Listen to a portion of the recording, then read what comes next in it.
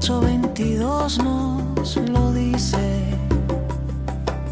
Jesús le dijo: no te digo hasta 7,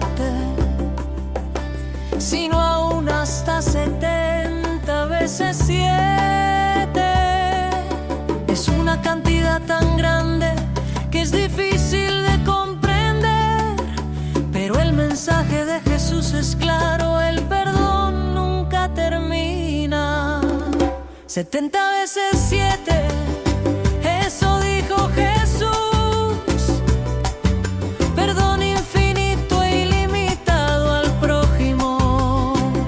70 veces 7, un torrente inagotable de misericordia y amor que brota de nuestros corazones.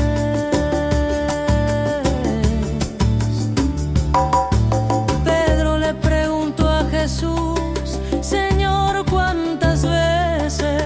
70 veces 7, respondió Jesús.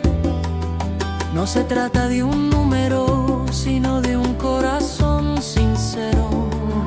El perdón fluye del amor de un corazón que ama. 70 veces 7, eso dijo Jesús. Perdón infinito e ilimitado al prójimo.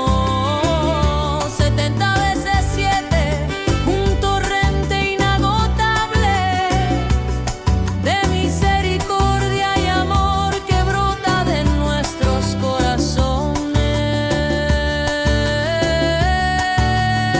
Al perdonar, somos perdonados. El ciclo de